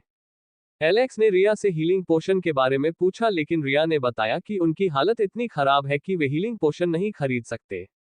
इसके अलावा यहां आने से पहले उन्हें एम्पायर से जो भी हीलिंग पोशन मिले थे, वे एलेक्स को कोमा में रहने के दौरान उसे सहारा देने के लिए इस्तेमाल किए गए थे। एलेक्स ने बस आहें भरी और अपने दुर्भाग्य को कोसा। इस जीवन में वह एक चांदी का चम्मच लेकर पैदा हुआ था, लेकिन चम्मच उससे छीन लिया गया इससे पहले कि वह उसका उपयोग कर पाता। यदि वह रॉयल प्लेस में रहते हुए अपनी मूर्खता से उबर पाता, तो चीजें निश्चित रूप से अलग होती। जब वे अभी भी पुनर्वास के दौर से गुजर रहे थे, तो उन्होंने अपना समय बर्बाद नहीं किया और दुनिया के बारे में अपने ज्ञान को बढ़ाने के लिए किताबें पढ़ी। इस दुनिया का नाम एवर्टन है। यह एक बड़ा केंद्रीय भूभाग था जिस पर अनेक प्रजातियों का शासन था। मनुष्य के पास 3 बड़े साम्राज्य हैं। किनले सबसे पुराना है, उसके बाद नए पाए गए अर्कान और हेरोड है। चूंकि प्रत्येक साम्राज्य अपने पिछले विश्व के महाद्वीप जितना ही विशाल है, इसलिए साम्राज्य अनेक छोटे छोटे जागीरदार राज्यों में विभाजित है। जागीरदार राज्य आपस में युद्ध कर सकते हैं और जब तक कोई अन्य साम्राज्य जागीरदार राज्य पर आक्रमण नहीं करता, तब तक साम्राज्य आमतौर पर हस्तक्षेप नहीं करता। जागीरदार राज्यों को टियर 1 से टियर 7 तक वर्गीकृत किया गया है, जिसमें टियर 1 सर्वश्रेष्ठ है, जबकि टियर 7 सबसे खराब है। नेवन राज्य पहले टियर 4 था, लेकिन ये टियर 7 तक गिर गया। सौभाग्य से वहां अन्य टियर 7 राज्य भी थे। पब फ्यूचर द्वारा विज्ञापन। एलेक्स को लगा कि यदि वह 1 या 2 साल तक कोमा में रहेगा तो नेवन के लिए टियर 8 का इस्तेमाल करना होगा। कैथरीन का राइट किंगडम टियर 6 था, लेकिन वह इसे टियर 3 तक ले गई, लेकिन सम्राट द्वारा आक्रमण करने और इसे नेवान के साथ विलय करने के बाद ये गिर गया। एलेक्स को हर दिन आहें भरते देख रिया बोली, भगवान, मैं जानती हूँ कि आप कई चीजों को लेकर चिंतित हैं, लेकिन उज्जवल पक्ष के बारे में सोचें। उज्ज्वल पक्ष, सोचने के लिए कौन सा उज्ज्वल पक्ष है? हम सभी अंधकार में डूब रहे हैं, है ना? एलेक्स ने उदास होकर ठहाका लगाया। रिया व्हीलचेयर पर बैठे एलेक्स के सामने झुकी और उसके हाथों को सहलाते हुए धीरे से बोली, मेरे प्रभु, पहली अच्छी बात यह है कि अब आप मूर्ख या बेवकूफ नहीं हैं और आपकी मानसिक स्थिति ठीक हो गई है। दूसरी बात यह है कि अब अपने आप को देखो, जब तुम कोमा में थे, तुम्हारा वजन कम हो गया है। हर बार मैं दूसरों को तुम्हें सुअर और घिनौना सुअर कहते हुए सुनता हूं, मेरा दिल दुखता है। लेकिन अब तुम दुबले हो गए हो, एक बार जब तुम ठीक हो जाओगे तो तुम आसमान में तारों के समुद्र के बीच एक चमकते सूरज की तरह चमकोगे। एलेक्स ने अपनी आंखें झपकाई क्योंकि उसने रिया की मधुर आवाज सुनी थी जिसमें कामुकता का एक रंग था। उसकी मधुर कामुक आवाज उस पर टपकते हुए शहद की तरह थी और शांति की भावना प्रदान करते हुए दुख के ब्लॉक को पिघला रही थी। रिया, मैं एक बात के बारे में सोच रहा हूँ। मेरी सभी पत्नियां मेरे उस पिता की वजह से मुझसे शादी करने के लिए मजबूर हैं और वे सभी मुझसे बहुत नफरत करती होंगी, लेकिन तुम में मुझे गुस्सा, दुख या पश्चाताप का कोई संकेत नहीं दिखता। बल्कि जब मैं उठा तो तुम्हारे चेहरे पर खुशी देखकर मैं एक पल के लिए चौंक गया। इसके अलावा इतना कुछ करने के बाद भी तुम सिर्फ छाया में छिपी रहोगी और हर कोई तुम्हें नौकरानी ही समझेगा। एलेक्स बोला। जब वह उठा तो रिया ने उससे गले लगा लिया और कुछ देर तक रोती रही। उसके दो बड़े शरीर उसकी छाती से दब रहे थे, जिससे उसे एक अद्भुत एहसास हो रहा था, लेकिन उस समय वह पल उसके लिए आनंद लेने के लिए उपयुक्त नहीं था। रिया की हर हरकत आकर्षण और शान से भरी हुई थी। वह एक स्वाभाविक मोहक है। एलेक्स को यकीन था कि अगर वह स्वस्थ होता तो उसके लिए अपनी इच्छा को नियंत्रित करना मुश्किल होता। रिया ने एक आकर्षक हंसी दी जिसने एलेक्स के दिल को पिघला दिया और कहा, मेरे प्रभु, मेरा अस्तित्व आपकी वजह से है। जब मैं छोटी थी तो मैं एक गुलाम थी जिसे लोगों को खिलौने के रूप में बेचा जा रहा था, लेकिन आपने मुझे बचाया। सम्राट ने देखा कि मैं काफी प्रतिभाशाली थी और मुझे आपकी नौकरानी और एक रक्षक के रूप में प्रशिक्षित करने का फैसला किया। मैंने पहले ही अपना जीवन आपके लिए समर्पित कर दिया था, लेकिन जब सम्राट ने अनुबंध में आपकी पत्नी के रूप में मेरा नाम दर्ज करने का फैसला किया, मेरी खुशी का ठिकाना नहीं था। ये रिया, इस पूरी जिंदगी और आने वाली जिंदगी में सिर्फ तुम्हारी है। मेरी आत्मा पहले से ही तुम्हारी है। रिया ने अपनी चमकती काली आंखों से एक सौम्य मुस्कान दिखाई। एलेक्स को ऐसा लगा जैसे उसके दिल में तीर से वार किया गया हो। वह एक सक्कुबस की तरह भयानक है। उसे डर है कि अगर उसने अपनी सहन शक्ति में सुधार नहीं किया तो वह बिस्तर में ही सूख जाएगा। एलेक्स ने अपना सिर उठाया और रिया का चेहरा पकड़कर उसे अपनी ओर खींचने की कोशिश की। रिया ने एलेक्स के विचार का अनुसरण किया और उसका चेहरा एलेक्स के पास आ गया। एलेक्स नीचे झुका, उसके माथे पर एक कोमल चुंबन दिया और उसके सिर को थपथपाया। मेरे प्रभु। रिया की आंखें चौड़ी हो गईं और वह थोड़ा शर्मा गई। उसका चेहरा हल्का लाल हो गया। पब फ्यूचर द्वारा विज्ञापन। रिया को लगा कि उसके शरीर का तापमान कुछ बढ़ गया है और उसने शर्म से अपनी आंखें बंद कर ली और उसकी पलकें फड़कने लगी। उसने शर्म से अपना सिर हिलाया। उसकी प्रतिक्रिया देखकर एलेक्स का मुंह थोड़ा सा हिल गया। सिर्फ एक साधारण चुंबन ने ही उसे इतना उत्तेजित कर दिया जिससे उसका शरीर गर्म हो गया। उसे डर था कि अगर उसने उसके होठों को चूमा तो वह उसकी इच्छाओं को भड़का सकता है। वासना की देवी ने उसे स्पष्ट रूप से चेतावनी दी थी कि रिया पर नियंत्रण रखना चाहिए। संभावना है कि वह अपनी यौन इच्छाओं को पूरा करने के लिए उत्तेजित हो जाएगी और अगर उसे अनियंत्रित छोड़ दिया गया तो कुछ भयानक हो सकता है। अगर एक दिन वह अपने आकर्षण पर नियंत्रण खो देती है तो आसपास के सभी लोग सेक्स के दीवाने बन सकते हैं। पहले तो उसे हैरानी होती थी कि रिया ज्यादातर घूंघट क्यों पहनती है, लेकिन बाद में उसे पता चला कि अगर वह अपना चेहरा उजागर करेगी तो वह कहर बरपा सकती है। उसकी ताकत के साथ उसका आकर्षण और भी बढ़ेगा और अपने आकर्षण के प्रयोग से वह किसी भी जीवित चीज को अपनी कठपुतली में बदल सकती है। एलेक्स की आंखों में संकल्प की चमक थी। वह इसे धीमा नहीं कर सकता, हालांकि उसका शरीर ठीक हो रहा है। अगर ऐसा ही चलता रहा तो उसे बहुत ज्यादा समय लग जाएगा। एलेक्स ने अपने पैर उठाकर जमीन पर रखने की कोशिश की। वह खड़ा होने की कोशिश करने लगा, लेकिन उसके पैर कांपने लगे और जैसे ही उसने खड़े होने के लिए उन पर दबाव डालना शुरू किया, वह लड़खड़ा गया और जमीन पर गिर पड़ा। रिया, जो किनारे पर खड़ी थी, ने तुरंत एलेक्स को पकड़ लिया, लेकिन एलेक्स ने उसे धक्का देकर दूर कर दिया और उसकी मदद करने से मना कर दिया। उसे यह काम अपनी इच्छा से करना था। एलेक्स कई बार चलने की कोशिश करते हुए गिर गया। ऐसा लग रहा था जैसे कोई नवजात शिशु चलने की कोशिश कर रहा हो लेकिन बार बार असफल हो रहा हो। उसके पैर चलना भूल चुके थे। इसके अलावा उसके पैर में ऐसी मांसपेशियां भी नहीं थी जो उसकी टूटी हड्डियों को सहारा दे सके। अनगिनत प्रयासों के बाद एलेक्स अंततः बिना गिरे खड़ा हो सका और राहत की सांस ली। तभी अचानक उसकी आंखों के सामने एक संदेश कौंधा। खोज। 10 किलोमीटर दौड़ें। 100 बार पुशअप करें। 100 बार ऊपर खींचो। समय सीमा 5 दिन। इनाम 5 आंकड़े अंक। खोज अब शुरू होती है। पब फ्यूचर द्वारा विज्ञापन। संपर्क टॉस साइट मैप दान करें मेनू दिखाओ। उपन्यास ऑनलाइन पूरा पढ़े उपन्यास बिन। उपन्यास मूर्ख भगवान का विवाह 5 सुंदर देवियों से हुआ अध्याय 9। मूर्ख भगवान का विवाह 5 सुंदर देवियों से हुआ। C9। पब फ्यूचर द्वारा विज्ञापन। जिस महल में एलेक्स रह रहा था वह काफी बड़ा था, लेकिन उसमें काम करने वाले मजदूर काफी दयनीय थे। अधिकांश नौकरानियों और सेवकों को महल छोड़ना पड़ा क्योंकि उन्हें वेतन नहीं मिल रहा था। जो उन्हें पैसे देने का काम करता था उसने सब कुछ अपनी जेब में रख लिया था। इसके अलावा उसकी तरफ केवल 100 सैनिक थे और उनमें से भी बहुत कम संख्या में सैनिक जागृत थे और स्क्वायर रैंक पर थे। और उनके घाव पर नमक छिड़कने के लिए यहाँ बचे हुए अधिकांश सैनिक कुलीनों के जासूस हैं जो दैनिक गतिविधियों की रिपोर्ट करते हैं। कई सैनिक कुलीन की निजी सेना में शामिल हो गए थे, जबकि एलेक्स को यह नहीं पता था कि क्या कोई सैनिक भी उसके प्रति वफादार था। लेकिन वह क्या कर सकता है जो अपने सही दिमाग में उसके जैसे राजा की सेवा करेगा। इसलिए एलेक्स की सुरक्षा का काम रिया पर आ गया, जो एक एपिक रैंक योद्धा थी जिसने एलेक्स को छाया से बचाया था। रिया के साथ उसकी 2 विश्वसनीय नौकरानियां भी थीं और वे दोनों ही स्क्वायर रैंक की थीं। लैला और रोज। रिया के साथ साथ वे दोनों एलेक्स की सुरक्षा के लिए जिम्मेदार थे अगर किसी कारणवश रिया को एलेक्स का साथ छोड़ना पड़े। एलेक्स को पता चला कि उसके राज्य में कुल मिलाकर लगभग 4000 सैनिक थे, लेकिन उनमें से अधिकांश कैथरीन के साथ उसके शहर चले गए हैं। यद्यपि कैथरीन किंगडम का नेवन में विलय हो गया था, फिर भी अभी तक ये नेवन से स्वतंत्र रूप से संचालित होता था। कैथरीन अपने राइट साम्राज्य को नेवन के साथ मिलाना चाहती थी और उसे अधिक शक्तिशाली बनाना चाहती थी, लेकिन भ्रष्ट कुलीन लोग ऐसा नहीं चाहते थे क्योंकि इससे उनकी शक्ति में भारी कमी आ जाएगी। चूंकि असली अधिकार एलेक्स के पास है, जो पहले मूर्ख था, इसलिए कुलीनों ने एलेक्स को बहकाकर उसे दस्तावेज पर हस्ताक्षर करने के लिए मजबूर कर दिया, जहां किसी भी आदेश को लागू करने का अधिकार कुलीन घरानों के पूर्ण समर्थन से बनाया जाना था। जबकि नेवन और राइट आंतरिक संघर्ष के कारण अंदर से जल रहे थे, राइट के पास स्थित एमिडोन साम्राज्य इस अवसर का लाभ उठाकर राइट के कुछ क्षेत्रों पर कब्जा करना चाहता था। किनले के आक्रमण के बाद राइट पहले से ही कमजोर स्थिति में था और उसे वापस पटरी पर आने के लिए कुछ और प्रयास की आवश्यकता थी, लेकिन नेवन के विलय ने उसे नीचे खींच लिया।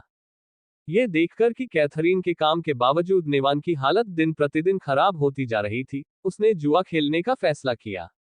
उसने नेवान के वर्तमान प्रबंधन से असंतुष्ट सैनिकों से कहा कि वे उसके राइट शहर में आ जाएं और जब वे पर्याप्त रूप से शक्तिशाली हो जाएं और पड़ोसी राज्य से निपट लें, तो वे बलपूर्वक कुलीनों का सफाया कर देंगे और नेवान को उन भागे हुए कुलीनों के चंगुल से मुक्त कर देंगे। हालांकि कुलीन वर्ग असंतुष्ट था, फिर भी उसे उसकी बात माननी पड़ी क्योंकि राइट के पतन के साथ नेवन का भाग्य भी अच्छा नहीं होगा। उसके आह्वान पर 80% सैनिक चले गए। हालांकि वे काफी कमजोर थे, कैथरीन के आदेश और सख्त मार्गदर्शन में वे जल्द ही मुकाबला करने के लिए एक ताकत बन गए। एलेक्स को ये जानकारी रिया से मिली क्योंकि कैथरीन ने अपनी योजनाओं के बारे में सभी को बता दिया था। यद्यपि एलेक्स अपने आगमन की घोषणा करने के लिए उत्सुक था, जब तक कि वह उन्हें व्यक्तिगत रूप से अपने अंदर आए परिवर्तनों को नहीं दिखा देता, तब तक इससे कोई फर्क नहीं पड़ेगा। अल्पविराम अल्पविराम अल्पविराम डॉट डॉट। महल के अंदर मौजूद बड़े समूह में एक लड़का प्रशिक्षण मैदान के फर्श पर लेटा हुआ भारी सांसें ले रहा था।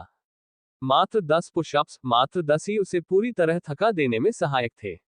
पब फ्यूचर द्वारा विज्ञापन। एलेक्स ने स्क्रीन की ओर देखा। खोज। पैदल 10 किलोमीटर, 7/10 किलोमीटर। 100 पुशअप करें, 63/100। 100 पुलअप करें, 49/100। बचा समय 2 घंटे 14 मिनट 34 सेकंड। 2। सौभाग्यवश सिस्टम को उस पर दया आ गई और उसे कार्य पूरा करने के लिए कुछ दिन का समय दे दिया, अन्यथा वह कार्य पूरा करने से ही मर जाता। और एक घोषणा की जाएगी, नेवन के राजा की पुशअप करते समय मृत्यु हो गई और वह नीदरलैंड चले गए। देवी ने आखिरकार हमारी पुकार सुनी और उस मूर्ख को ले गई। अब जश्न मनाने का समय है। उसने टाइमर देखा, उसके पास लगभग 2.5 दिन बचे थे। 10 किलोमीटर पैदल चलना कोई समस्या नहीं थी, लेकिन पुशअप्स और पुलअप्स करना उनके वर्तमान शरीर के लिए बहुत कष्टकारी था। हर बार जब वह पुशअप करता है तो उसे ऐसा महसूस होता है जैसे उसकी हड्डियां टूट रही हैं। एलेक्स का शरीर सबसे कमजोर था और उसकी शारीरिक बनावट भी खराब थी। इस दुनिया में चिकित्सा विज्ञान उनकी पिछली दुनिया की तरह विकसित नहीं है और लोग ज्यादातर जादू पर निर्भर हैं। जिन 6 महीनों तक वह अचेत रहा, उस दौरान उसके शरीर को पर्याप्त पोषक तत्व और प्रोटीन नहीं मिले, जिससे उसकी मांसपेशियां कमजोर हो गईं और उसकी सारी संचित वसा खत्म हो गई। एलेक्स ने अपने बाल काले रंग में रंग लिए थे और उसके आकार में आए परिवर्तन के कारण कोई भी उसे पहचान नहीं पाया। किला पूरी तरह सुनसान था और प्रवेश द्वार पर कुछ गार्डों को छोड़कर वहां कोई गार्ड नहीं था, जो ज्यादातर इधर उधर घूमते रहते थे। यहां तक कि एक चोर भी किसी महल में घुसकर पैसा चुरा सकता है, यदि उसके पास कुछ बचा हो। एलेक्स का लक्ष्य एक सामान्य स्वस्थ मनुष्य के समान सामान्य स्तर तक पहुंचना था, फिर पहले अपने पक्ष में वफादार लोगों का एक समूह इकट्ठा करने का प्रयास करना था। एक साधारण मनुष्य के लिए उसके मन और जादू को छोड़कर बाकी सभी के पास 10 अंक होते हैं, लेकिन अधिकांश में उसके पास ऊपरी मूल्य का आधा भी नहीं था। एलेक्स प्रशिक्षण लेकर या स्टेट पॉइंट प्राप्त करने के लिए सिस्टम आवश्यकता को पूरा करके अपनी ताकत बढ़ा सकता है। एलेक्स ने रिया से तौलिया ले लिया, जो नौकरानी की पोशाक पहने हुए थी, और उसने अपना चेहरा घूंघट से ढका हुआ था। एलेक्स मुस्कुराया। रिया, बताओ, क्या हमारे पास कोई अच्छा मार्शल प्रशिक्षक है? एलेक्स ने गंभीर स्वर में पूछा। रिया ने एक पल के लिए सोचा, अपना हाथ कमर पर रखा और अपने शरीर को थोड़ा झुकाया, जिससे उसकी परिपक्व वक्रता उजागर हो गई। एलेक्स ने अपनी आंखें घुमाई और जी भरकर उसे देखा, क्योंकि उसे उसकी सुंदरता की प्रशंसा करने का सौभाग्य प्राप्त हुआ था। रिया ने कहा, उस मार्शल प्रशिक्षक के बारे में क्या ख्याल है जिसने सैनिक को प्रशिक्षण दिया था? वह कैसा है? अगर हम उसे किनले मानकों के हिसाब से मापे तो वह मास्टर रैंक का है। रिया बोली। उसकी उम्र क्या है? पब फ्यूचर द्वारा विज्ञापन। वह लगभग 40 वर्ष के हैं, महाराज, रिया ने पूछा। ठीक है, हफ्ते के अंत तक उसे फोन करो। मैं उससे मिलना चाहता हूँ। लेकिन अगर उसने पूछा तो हम क्या कहेंगे? रिया बोली। उसे बताओ, मैं एक गुप्त रक्षक हूँ जिसे राजा की सुरक्षा के लिए नियुक्त किया गया है। जहां तक मेरी पहचान का सवाल है, उसे बताओ कि उसे अभी जानने की जरूरत नहीं है। एलेक्स बोला और थोड़ा व्यायाम करने के लिए वापस चला गया। सप्ताह के अंत तक वह सामान्य स्तर पर पहुंचना सुनिश्चित करेंगे। सिस्टम से उसे पता चला कि वह सिस्टम की मदद के बिना अपनी ताकत बढ़ा सकता है, इसलिए प्रशिक्षण और व्यायाम से न केवल उसके अंक बढ़ेंगे, बल्कि वह एक ही पत्थर से 2 पक्षियों को मारते हुए रास्ते में खोज के लिए प्रतिस्पर्धा भी कर सकता है। अल्पविराम डॉट डॉट। नाम, एलेक्स वॉन स्टेन। प्रजाति, मानव। रैंक, कोई नहीं। स्तर 1, 1 सिर्फ 0/10। HP, 8/10। मन, 0। ताकत, 7। चपलता, 8। सहन शक्ति, 6। जीवन शक्ति, 7। State point, 5। सक्रिय कौशल, सत्य की आंखें, लॉक मन सेंसर, लॉक सम्राट करिश्मा, लॉक सम्राट दबाव, लॉक लेडी लक का आशीर्वाद, लॉक उपचार, लॉक पुनर्स्थापना, लॉक देवी बफ, लॉक।